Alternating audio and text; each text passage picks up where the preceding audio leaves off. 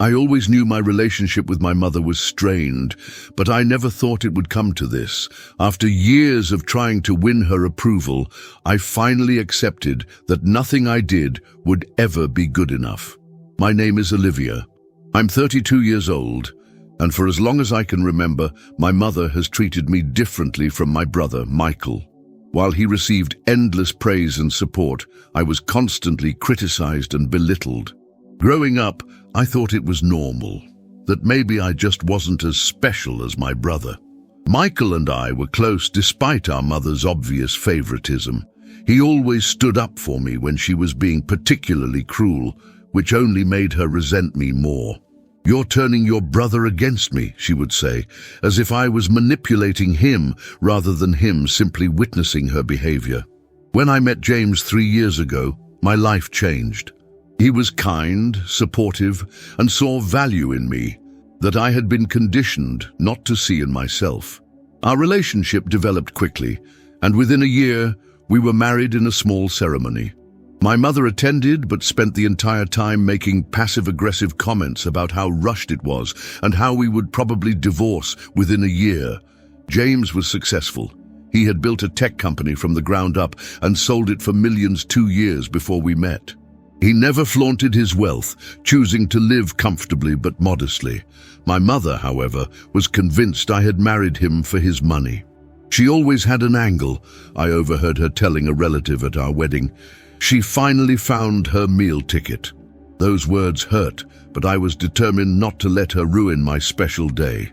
James knew about my difficult relationship with my mother and was always supportive, encouraging me to maintain boundaries while still trying to keep the peace. Last month, my brother Michael called to tell me he was getting married to his girlfriend of 5 years, Emma. I was thrilled for him. Emma was wonderful, and they were perfect together. The wedding was going to be an extravagant affair at one of the most exclusive venues in Boston. My mother, of course, was handling all the arrangements. "I hope you'll be there," Michael said. "I know Mum can be difficult, but it would mean a lot to me." "Of course I'll be there," I assured him. I wouldn't miss it for the world. In the weeks leading up to the wedding, my mother made it clear that my role would be minimal. I wasn't asked to be part of the bridal party, despite being Michael's only sibling. When I offered to help with anything, she dismissed me. "We have professionals handling everything," she said coldly. "Just show up on time and try not to cause any drama." James could see how much this hurt me, but I insisted it was fine. "This is Michael's day," I told him. "I don't want to make it about me or my issues with Mom." The day of the wedding arrived, and James and I got ready in our hotel room. I wore a simple navy blue dress that I had carefully chosen not to outshine anyone, but still look appropriate for the occasion. James looked handsome in his tailored suit. "You look beautiful," he said, kissing my forehead. "Are you ready for this?" I nodded, though my stomach was in knots. As ready as I'll ever be. The ceremony was beautiful. Michael and Emma exchanged heartfelt vows that brought tears to my eyes. Throughout the ceremony, I could feel my mother's gaze on me from the front row, as if she was waiting for me to do something to ruin the day. After the ceremony, guests mingled during the cocktail hour before moving to the reception hall. James and I were standing with some of Michael's college friends when my mother approached us. "Olivia," she said, her voice tight, "I need to speak with you." James squeezed my hand reassuringly as I followed my mother to a quiet corner of the room. "What's going on with you and Emma's cousin?" she demanded. I blinked in confusion. "What? I don't even know Emma's cousin." "Don't play innocent. I saw you talking to him during the cocktail hour, laughing and touching his arm. Your husband was right there. Have you no shame?" I was stunned. The conversation she was referring to was completely innocent. Emma's cousin had told a funny story about Emma as a child, and I had laughed politely. "Mom, that was just a normal conversation. I was being friendly to Emma's family," she scoffed. "You've always been this way, always seeking attention from men, on your brother's wedding day no less." "That's not true," I said, trying to keep my voice steady. "You're making something out of nothing." Her eyes narrowed. "You shouldn't even be here," she hissed. "You bring nothing but problems. Michael only invited you out of obligation." Her words hit me like a physical blow. After all these years, it still hurt to hear how little she thought of me. I opened my mouth to respond, but no words came out. Just then, I felt a hand on my shoulder. James had approached without either of us noticing. "Is everything okay here?" he asked, his voice calm, but his eyes concerned. My mother forced a smile. "Just a little family chat. Nothing for you to worry about." James looked at me, and I knew he could see the pain in my eyes. He always could. "Actually," he said, "I think I'll borrow my wife for a moment. The speeches are about to start." He guided me away from my mother, whose face had hardened into a mask of disapproval. "What did she say to you?" James asked once we were out of earshot. I told him about the accusation and her final words, "You shouldn't even be here." James's jaw tightened. "That's enough," he said. "I've stood by and watched her treat you like this for too long." "James, please don't make a scene," I pleaded. "This is Michael's day." He looked at me, his eyes softening. "I know, and I would never do anything to ruin it for him. But I also won't let your mother continue to hurt you like this." Before I could ask what he meant, the DJ announced that it was time for speeches. Michael's best man went first, delivering a heartfelt and funny toast that had everyone laughing. Then Emma's maid of honor spoke, sharing sweet stories about their friendship. After her speech, the DJ asked if anyone else would like to say a few words. To my surprise, James stood up. "I'd like to say something, if I may," he said. I watched in shock as my husband walked to the stage, took the microphone, and turned to face the room full of guests.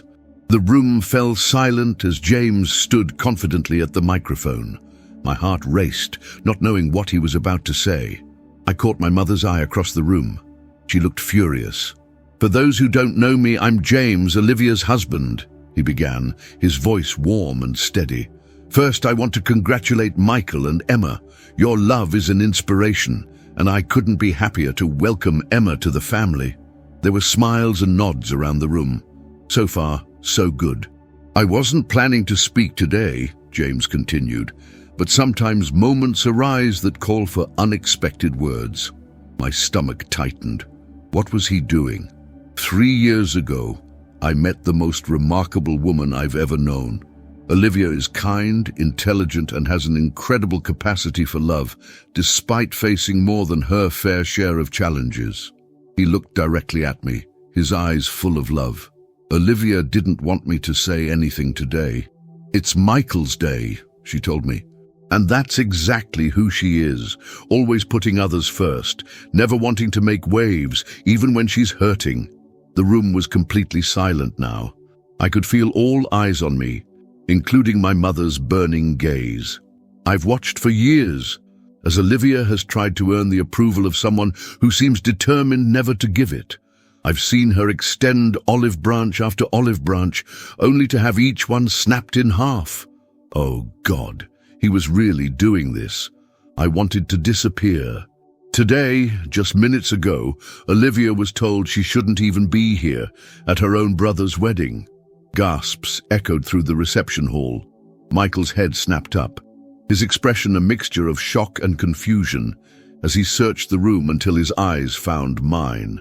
"But here's what everyone in this room should know," James continued, his voice growing stronger. "Olivia is exactly where she belongs. She is a loving sister who has supported Michael through every milestone of his life. She is a dedicated friend who would drop everything to help any person in this room. And she is my wife, whom I love more than words can express." I felt tears streaming down my face. James had never publicly spoken about our relationship like this before. Now I could stand here and tell you all about Olivia's accomplishments, her master's degree that she earned while working full-time, the non-profit she started to help foster children, or the countless hours she spends volunteering.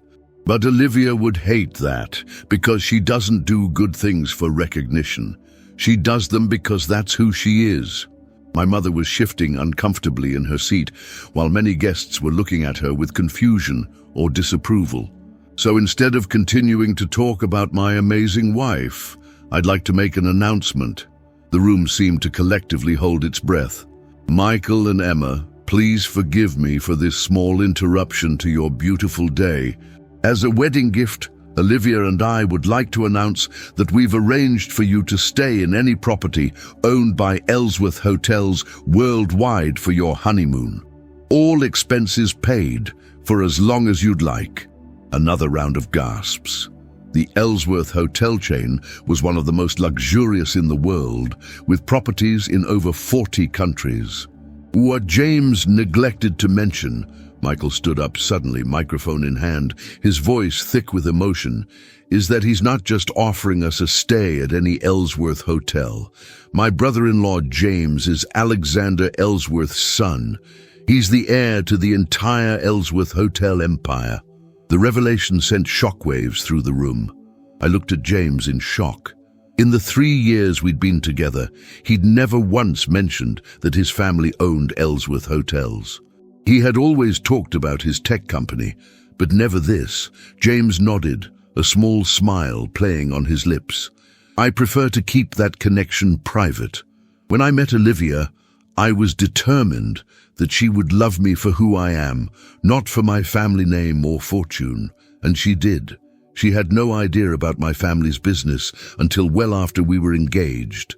He looked directly at my mother now.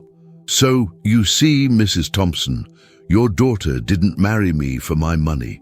In fact, she's one of the few people who loved me without knowing about it."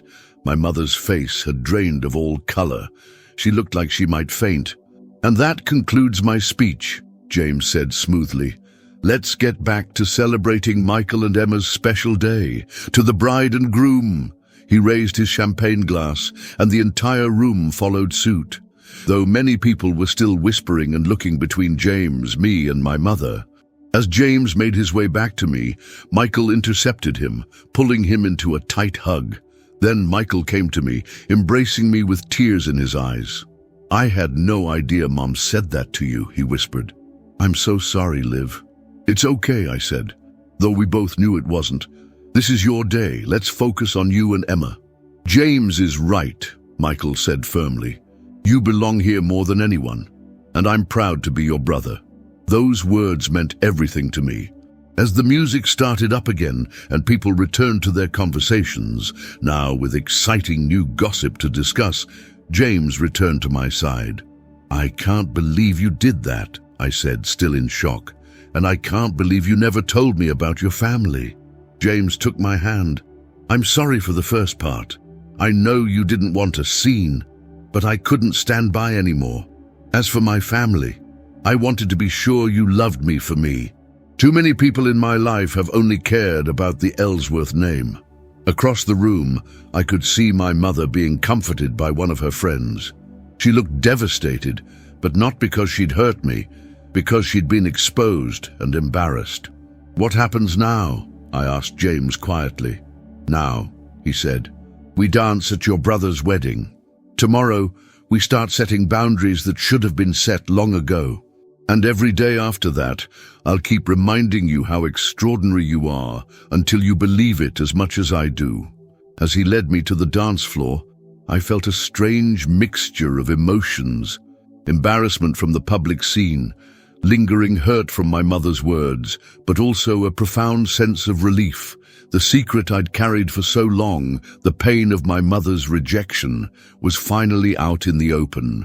There would be fallout to deal with, certainly, but for the first time, I didn't feel alone in facing it.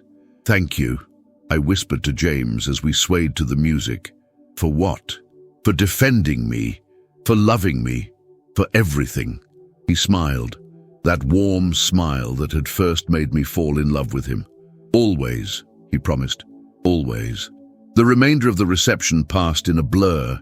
James and I danced and chatted with guests, but an undeniable tension hung in the air. Conversations hushed as we approached, then resumed with increased fervor once we moved on.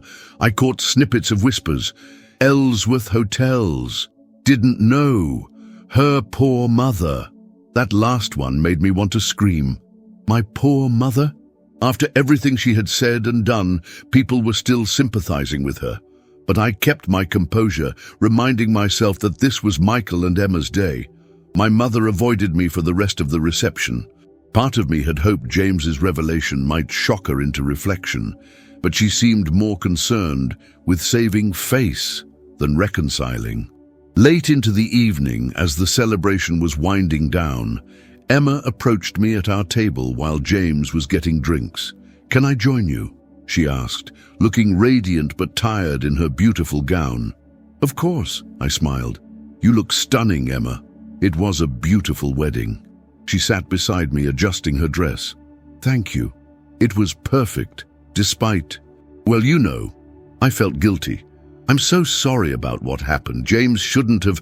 "No," Emma interrupted firmly. "Don't apologize. What your husband did was brave. Michael and I have talked about your mother's treatment of you for years. He's been heartbroken over it, but never knew how to address it without making things worse." This surprised me. "You've discussed it?" Emma nodded. "Michael adores you, Olivia. He's always felt guilty about the way your mother favors him. He just didn't know how to fix it. I hadn't realized how aware Michael was of the situation. I'd always tried to shield him from my pain." "Did you know?" I asked suddenly. "About James's family?" Emma laughed softly. "No idea. Michael's been handling the honeymoon planning with James, and he never mentioned it. I think he was as shocked as everyone else." We sat in comfortable silence, watching the few remaining couples on the dance floor. "Your mother left, by the way," Emma said quietly. "About 20 minutes ago.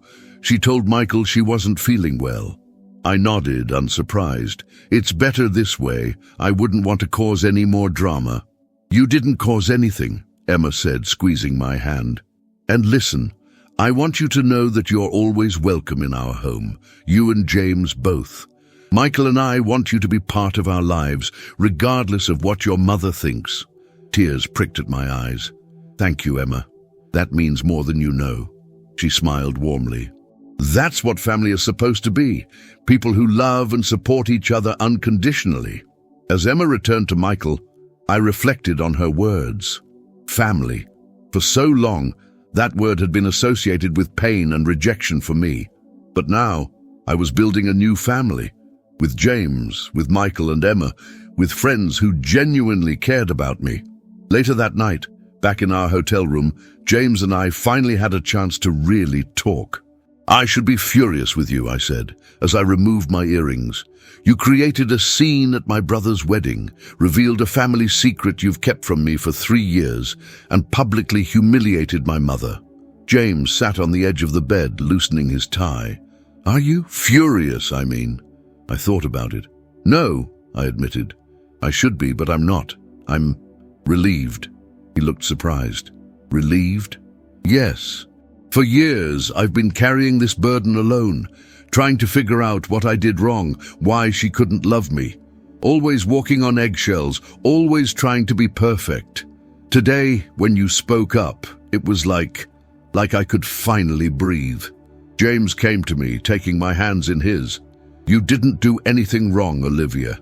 Your mother's inability to love you properly is her failure, not yours." "I know that logically," I said. "But emotionally, it's hard not to feel like there must be something fundamentally unlovable about me." "There isn't," James said firmly. "You are the most lovable person I've ever met." "So, Ellsworth Hotels, huh? Were you ever going to tell me?" James sighed, running a hand through his hair. "I was planning to, eventually. My relationship with my family is complicated. When my tech company took off, I wanted to prove I could succeed on my own, without the Ellsworth name or money.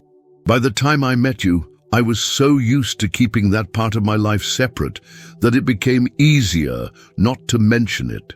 But after we got married, when your father called on holidays, when we discussed our finances, I pressed, I know. It was wrong of me to keep it from you. The longer I waited, the harder it became to bring up. At first, I just wanted to be sure you loved me for me, not for my family's wealth. Then I worried you'd be angry I hadn't told you sooner." "No more secrets," I said firmly. "From now on, complete honesty between us." "Complete honesty," he agreed, kissing my forehead. "Starting now." My full name is James Alexander Ellsworth III.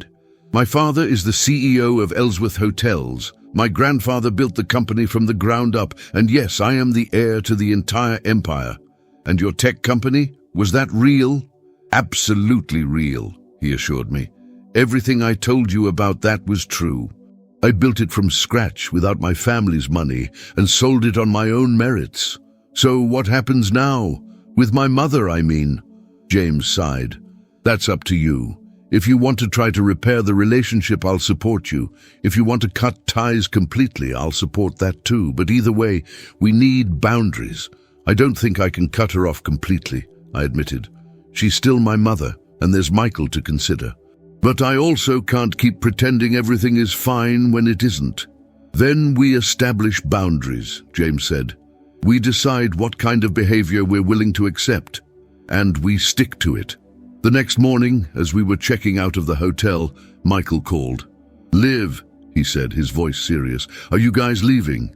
Yeah, we thought it would be best. After everything that happened. I get it, he said, but I want you to know something. What James did, it needed to be done. Mum's behavior has gone unchecked for too long. I felt tears welling up. I never wanted to come between you and Mom. You didn't, Michael assured me. Mom did that all on her own. Listen, Emma and I leave for our honeymoon tomorrow, but when we get back, I want us to have a real conversation about this. All of us, including Mom. It's time we address this as a family. I'd like that, I said softly. As we drove away from the hotel, I gazed out the window, watching the Boston skyline recede in the distance. Yesterday, my mother's words had cut deep. You shouldn't even be here. But today, I was beginning to believe that perhaps I did belong, not in the toxic family dynamic I'd grown up with, but in a new kind of family built on love, respect, and honesty. 2 weeks after Michael and Emma's wedding, my phone rang with my mother's number. James and I exchanged glances across the dinner table. You don't have to answer, he said softly. I took a deep breath. No, I should talk to her. Olivia. My mother's voice was cool and controlled. We need to talk. I'm listening, I said, motioning to James that it was okay for him to stay. Not over the phone, she insisted. In person. Michael and Emma are returning tomorrow, and we're having dinner at my house on Saturday. I expect you and James to be there. The commanding tone, the lack of any question, it was so typical of her. In the past, I would have immediately agreed, desperate for any crumb of attention or approval. But something had changed in me. I don't think that's a good idea, I said calmly. The last time we saw each other, you told me I shouldn't even be at my brother's wedding. We need to address that before I'm comfortable sitting down for a family dinner. There was a long pause. That's why I want you to come, she finally said, her voice slightly less rigid, to discuss what happened. Is this an apology? I asked directly. Another pause. Olivia, please, this would be easier in person. I looked at James, who nodded encouragingly. All right, I conceded, but James and I will come together, and if at any point things become uncomfortable, we'll leave. Fine, my mother said shortly. Saturday at 6. Saturday arrived too quickly. James and I pulled up to my childhood home at precisely 6 o'clock. Michael's car was already in the driveway. Ready? James asked, turning off the engine. I nodded, though my stomach was in knots. As I'll ever be. Michael answered the door before we could even knock, pulling me into a tight hug. I'm so glad you came, he whispered. The house looked exactly as it always had, immaculate and cold. Emma greeted us warmly in the living room, while my mother remained seated in her armchair, surveying us with an unreadable expression. Olivia? James? She nodded stiffly. Please, sit down. An uncomfortable silence fell over the room. Finally, Michael cleared his throat. Mom, I think you have something to say to Olivia. My mother's lips thinned, but she straightened her posture. Yes? Well, I wanted to discuss what happened at the wedding. You mean when you told me I shouldn't even be there? I said quietly. She flinched slightly. I may have spoken harshly. May have? Michael interjected. Mom, you told your daughter she shouldn't be at her only brother's wedding. There's no may have about it. My mother shot him an irritated look. "I'm trying to have a conversation with your sister, Michael." "No, you're trying to minimize what you did," he replied firmly. Again.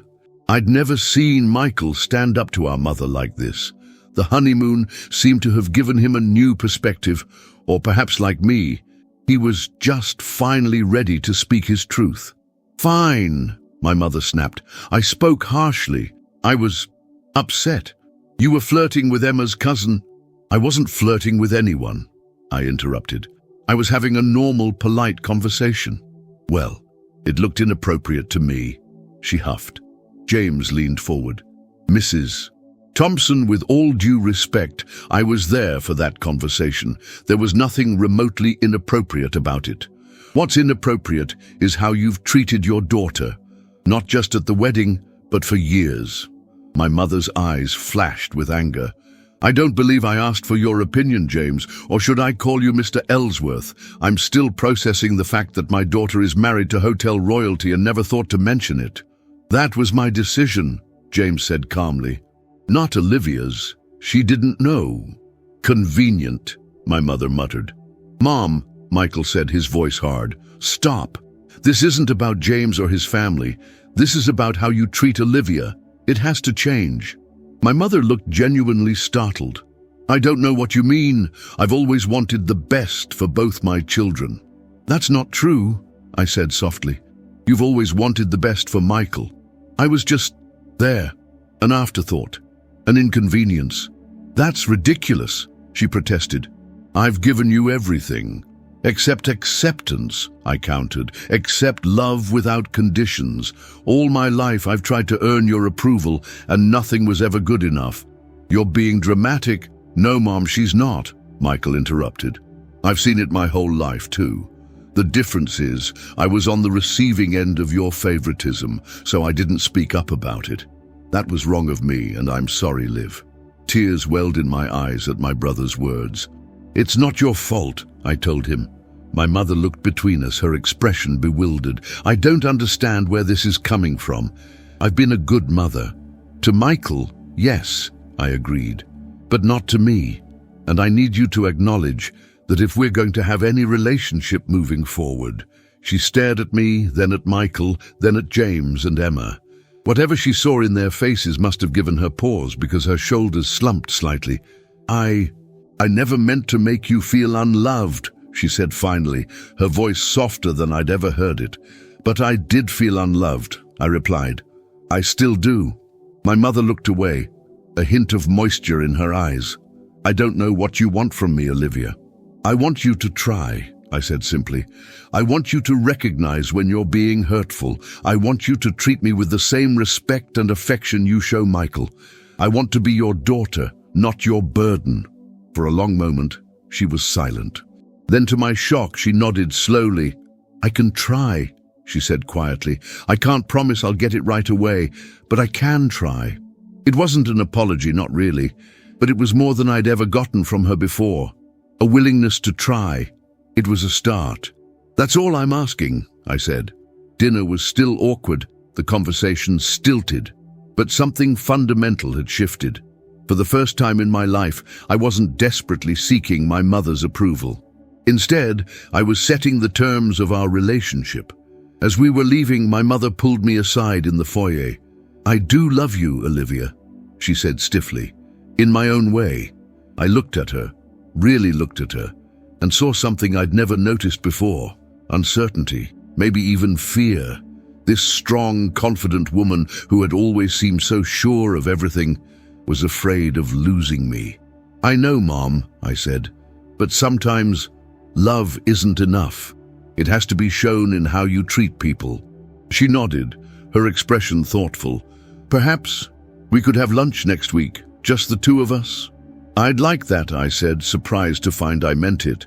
As James and I drove home, he reached over and took my hand. "Proud of you," he said simply. I smiled, feeling lighter than I had in years. "I'm proud of me too." I knew there would still be difficult conversations ahead. My mother wouldn't change overnight, if she changed at all. But for the first time, I wasn't facing those conversations alone. I had James, who had shown me what unconditional love really looked like. I had Michael and Emma, who were ready to stand beside me, and most importantly, I had found my own voice. "You shouldn't even be here," my mother had said at the wedding. But she was wrong. I belonged exactly where I was, creating a life filled with people who truly valued me for who I was, not who they wanted me to be.